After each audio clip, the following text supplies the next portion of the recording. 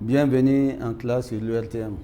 Devant vous, c'est Diabaté Sekou, professeur principal de l'enseignement technique et professionnel, en service à l'ESICA, Académie d'enseignement rive gauche de Bamako. Le cours de comptabilité générale, option technique, comptable, administrative, TCA, troisième année BT1. Le cours d'aujourd'hui va porter sur les opérations d'investissement et de désinvestissement. Section 3, partie 1, immobilisation en service, c'est-à-dire les amortissements. Le plan du cours. Ce chapitre est composé de 5 grandes parties. Ce cours est consacré à la comptabilité générale et destiné à des futurs techniciens de brevet de techniciens.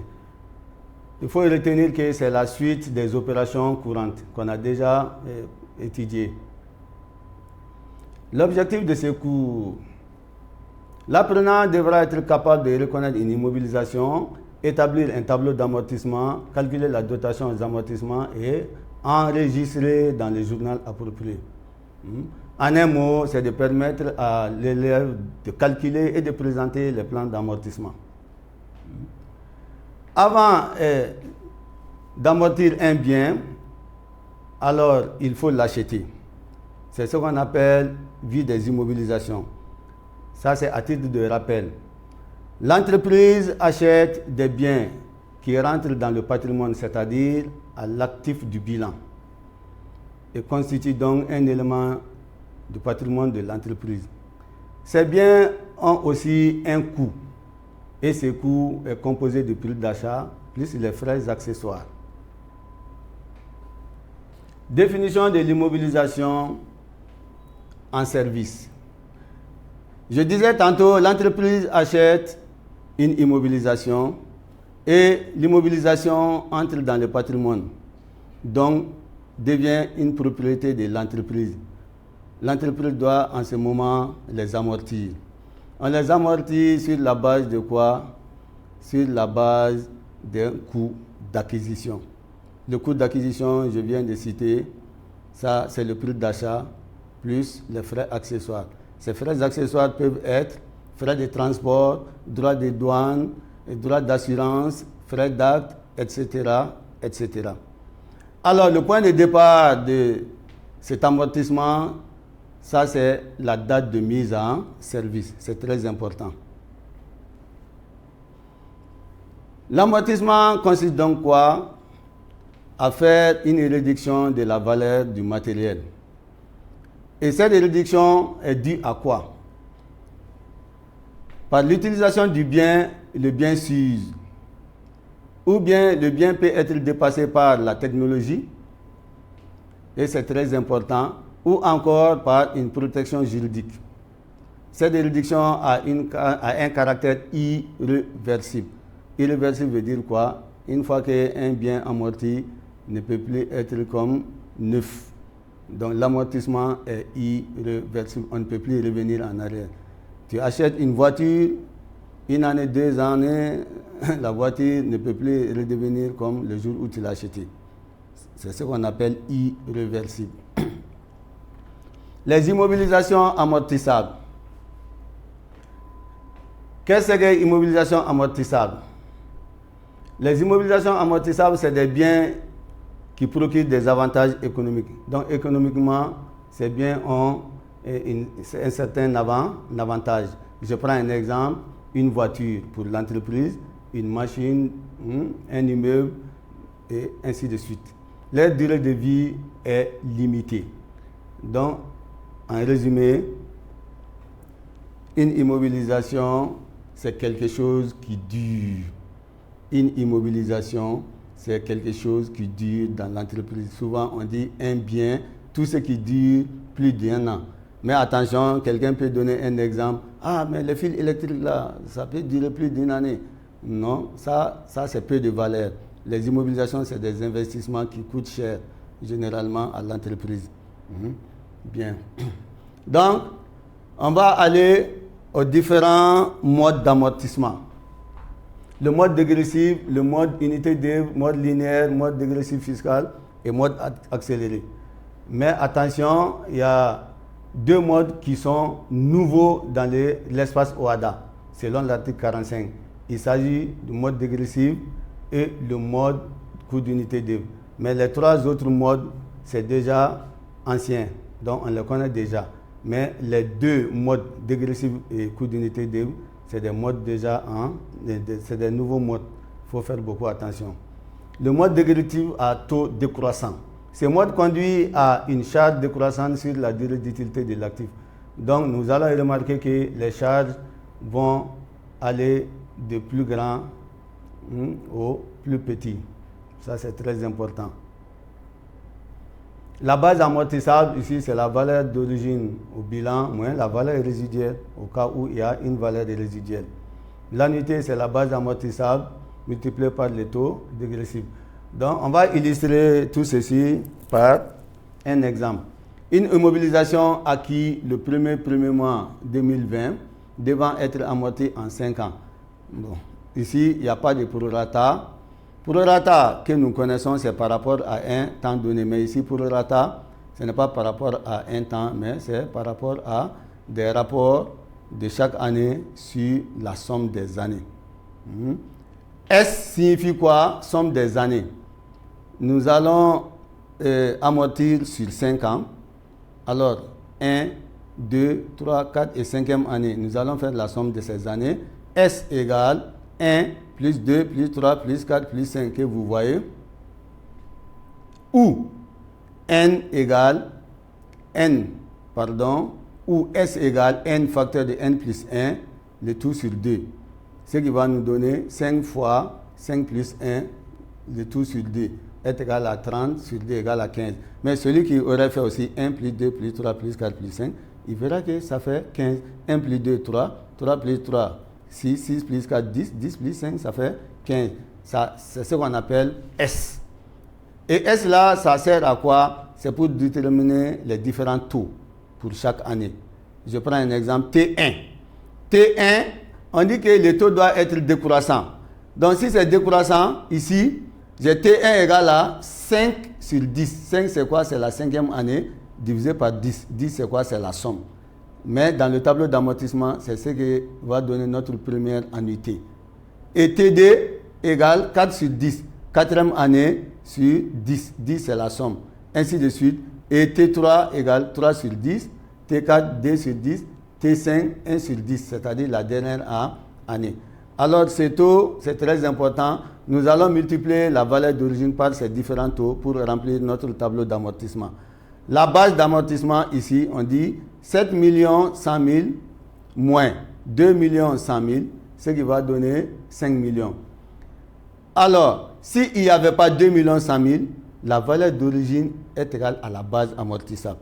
Mais comme il y a 2 100 000 qui est notre valeur résiduelle, alors base est égale à valeur d'origine moins valeur résiduelle, ce qui va nous donner 5 millions. Donc le calcul va se faire sur les 5 millions et non 7 100 000. C'est très important. La première annuité, 5 millions multiplié par le premier taux, 5 sur 10, est égal à 2 500 000. 2 500 000, ça c'est la perte de valeur pour la première année, ou on dit annuité, ou communément appelé amortissement. Annuité 2, 5 millions fois 4 sur 10, deuxième taux égale à 2 millions. Vous voyez, ça décroît. Annuité 3, 5 millions fois 3 sur 10, 1 500 000. Annuité 4, 5 millions fois 2 sur 10, 1 million. Annuité 5, 5 millions fois 1 sur 10, 500 000. Donc, voici les taux décroît. 5 sur 10, 4 sur 10, 3 sur 10, 2 sur 10, 1 sur 10. Et l'annuité aussi, la même chose, 2 500 000, 2 millions, ainsi de suite. Donc, faites attention. La valeur d'origine, ce n'est plus 7 100 000, mais 5 millions. Pourquoi? Parce qu'il y a une valeur résiduelle. Très important. Alors, pour calculer VCN, nous ferons de la même manière. On va tenir compte de ça. Le mode d'amortissement unité d'œuvre. Ce mode, tout simplement, c'est par rapport au nombre de pièces fabriquées, nombre de kilomètres parcourus, nombre de minutes utilisées. Par exemple, les ampoules économiques ont une durée de vie de 3600 peut-être heures. Donc, c'est ce qu'on appelle amortissement par unité d'œuvre. On les amortissements par rapport à 5 ans, 3 ans comme ça, mais par rapport peut-être kilomètres parcourus, le nombre de pièces fabriquées par une usine. Je vais illustrer ça aussi. Un exemple, annuité, base fois kilomètre parcouru sur kilomètre prévu. Kilomètre parcouru, si je suis en une année, j'ai parcouru peut-être 1000 km, mais pendant 5 ans, je vais parcourir combien? C'est ça, kilomètres prévus. Un véhicule, par exemple, qui a une valeur d'origine de 4 500 000, ici, ça c'est valeur d'origine. Durée de vie prévue en kilomètres. Donc, on a prévu de parcourir 105 000 km avec ce véhicule. Et au-delà de 105 000 km, le véhicule ne sert plus. Donc, en 2016, on doit parcourir 30 000 km. En 2017, 30 000 km. En 2018, 25 000 km. En 2019, 20 000 km. Maintenant, en voyant, on verra que les 2 dernières années, la performance a diminué.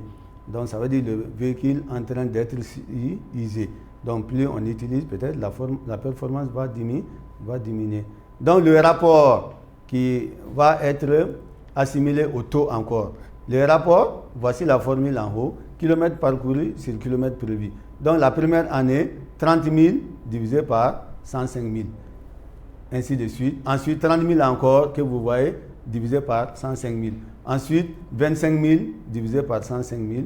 Et ensuite, 20 000 divisé par 105 000. Donc, ça, c'est les différents taux. Et pour calculer les différentes annuités, on va utiliser aussi valeur d'origine multipliée par chaque rapport. Ça va nous donner annuité année par année. Faites attention ici, j'ai écrit V0 égale la base parce qu'il n'y a pas de valeur résiduelle ici. Donc V0 est égal à 4 500 000. Supposons qu'il y avait 500 000 comme valeur résiduelle, on allait écrire 4 500 000 moins 500 000. Donc voici. En nota bene, la production a tout simplement baissé au cours des 2 dernières années. La comptabilisation, il s'agit d'enregistrer l'amortissement calculé. Donc, ça, je donne un exemple par rapport à ça. La comptabilisation, un ventilateur pour un bureau, sa valeur d'origine 90 000, durée de vie 5 ans.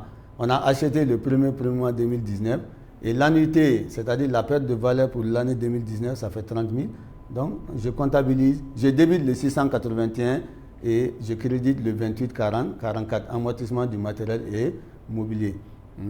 Donc, total débit est égal à total crédit. Les immobilisations décomposables. Ça aussi, avec le Sysquada, on est face à aussi un phénomène nouveau. Un bâtiment qu'on considérait auparavant bâtiment, mais faire beaucoup attention. Un bâtiment, le mur à part et la toiture à part. Donc, le mur est amortissable et la toiture aussi est amortissable. Donc, chaque partie doit avoir un tableau d'amortissement au sein de l'entreprise. C'est comme le matériel industriel. Il y a des grosses machines là. Leur structure est en place, fixée au sol, mais on peut enlever leur moteur et aller remplacer. Donc, le moteur doit être amorti à part et la structure qui est fixée au sol aussi doit être amortie à part. Ça, c'est important. En grand 5, nous venons aux applications. Petit et grand A, le mode dégressif à taux décroissant, exercice 1. Une entité, c'est-à-dire une entreprise, ça c'est la nouvelle appellation dans l'espace OHADA, entreprise ou encore entité.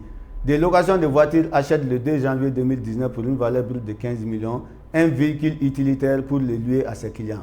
Lors de l'achat, elle passe un contrat avec un revendeur spécialisé qui stipule que le revendeur rachètera le véhicule au bout de 4 ans à 3 750 000.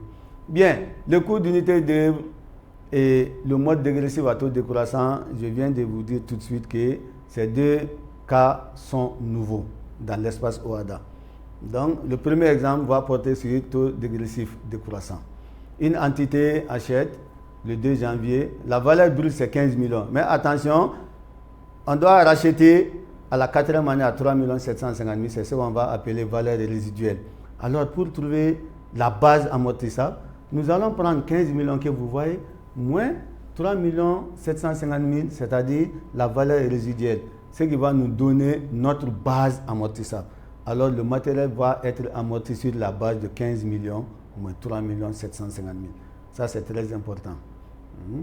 Donc, solution proposée, voici la base amortissable. Comme je l'ai expliqué, 15 millions moins 3 750 000 est égal à 11 250 000. C'est très important. Le plan d'amortissement, attention, là encore, on va calculer S. Comme on a dit 4 ans, S, c'est 1 plus 2 plus 3 plus 4. Ou encore, on applique la formule. En appliquant la formule de suite arithmétique, N, c'est-à-dire 4, facteur de N plus 1, 4 plus 1, ça fait 5, 4 fois 5, 20, divisé par 2, ça fait 10. Donc, l'élève a le choix. Supposons que vous avez un bâtiment de 30 ans. Au lieu de dire 1 plus 2 plus 3 plus 4 plus 5 plus 8 plus 9 jusqu'à 30, c'est trop. Vous appliquez seulement la formule 30 facteur de 30 plus 1 sur 2. Donc, le résultat est vite trouvé. La première ligne, c'est-à-dire le tableau d'amortissement, je calcule 11 250 000. Je rappelle, ce n'est pas 15 millions qu'il faut utiliser, mais plutôt 11 250 000, c'est-à-dire la base amortissable. C'est très important. 15 millions, ça c'est la valeur d'origine, mais il y a une valeur résiduelle qu'il faut enlever. Donc la base va être 11 250 000, multiplié par le premier taux, 4 sur 5, parce qu'on dit décroissant. Donc on commence par 4 sur 5, 3 sur 5, 2 sur 5 4 sur 10, 3 sur 10, 2 sur 10 et 1 sur 10.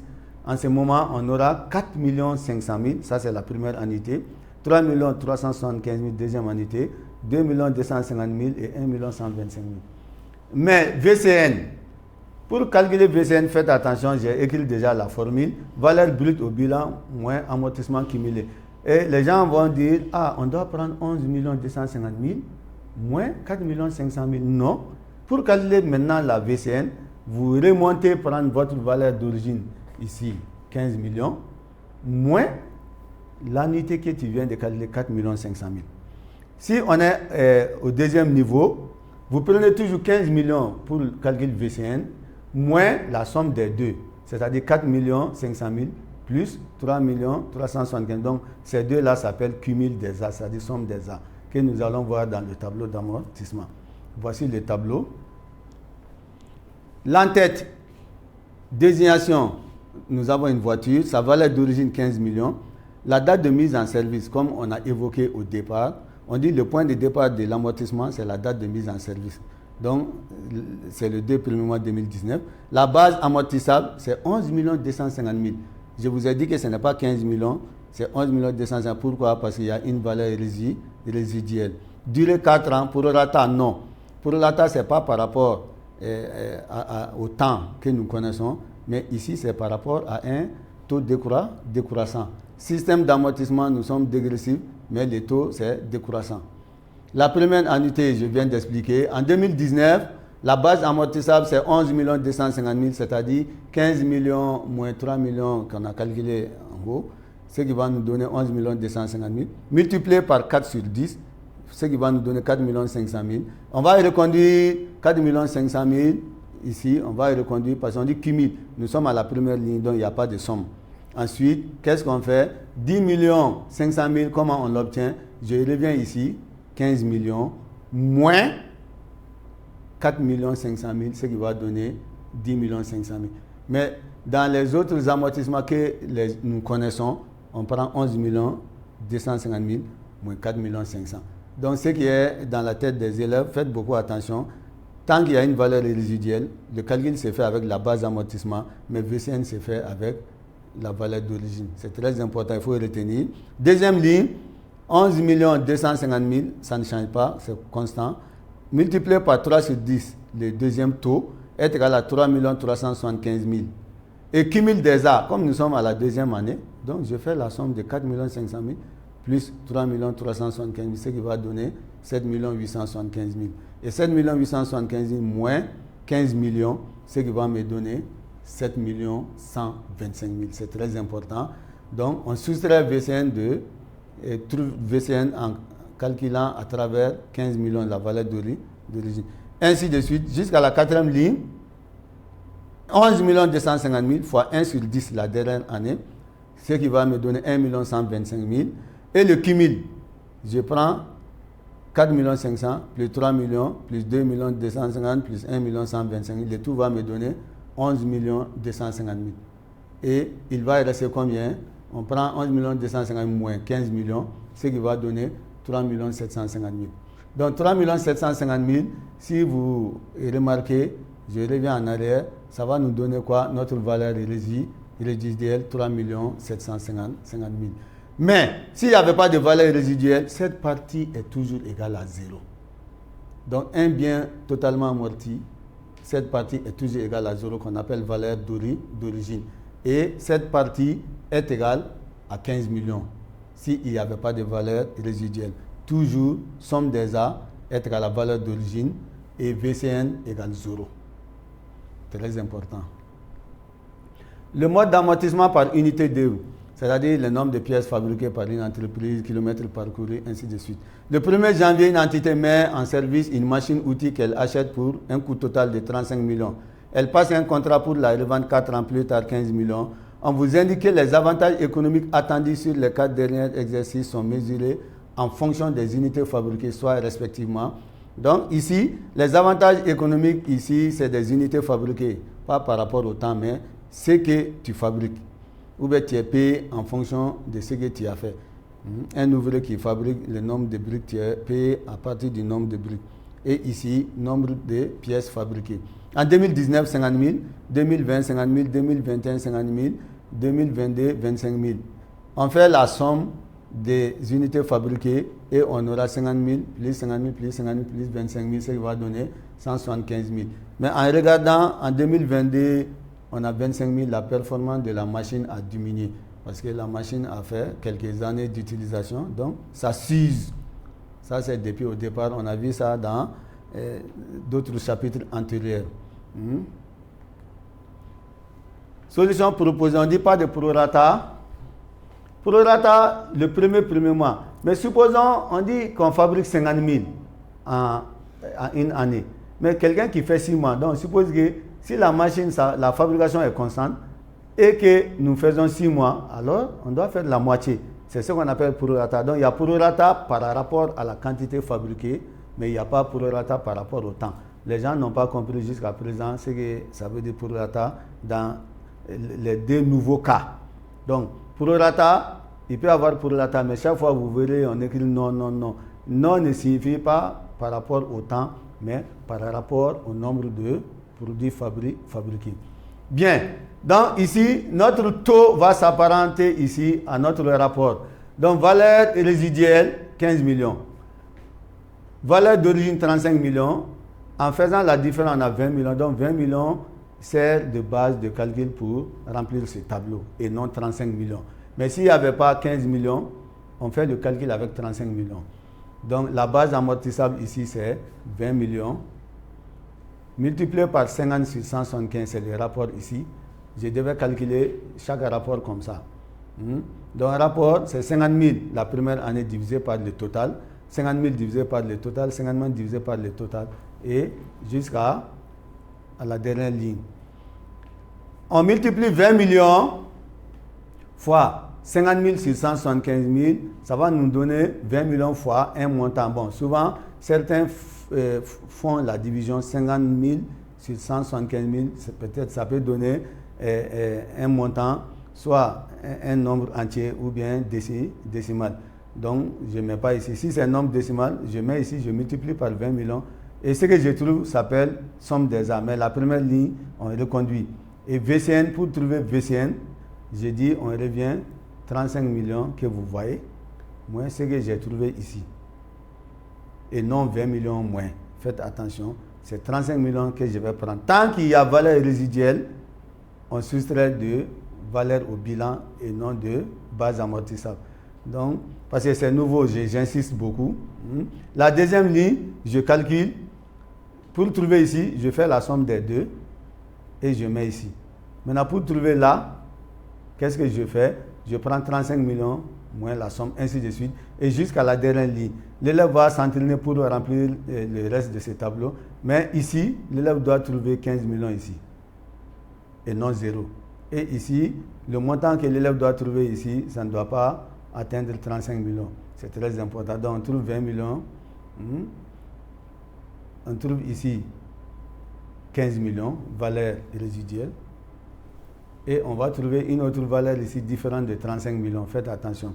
Mais dans les autres tableaux d'amortissement, ici c'est toujours 0. Et ici c'est toujours égal à la valeur d'origine. Faites attention. Je vous remercie.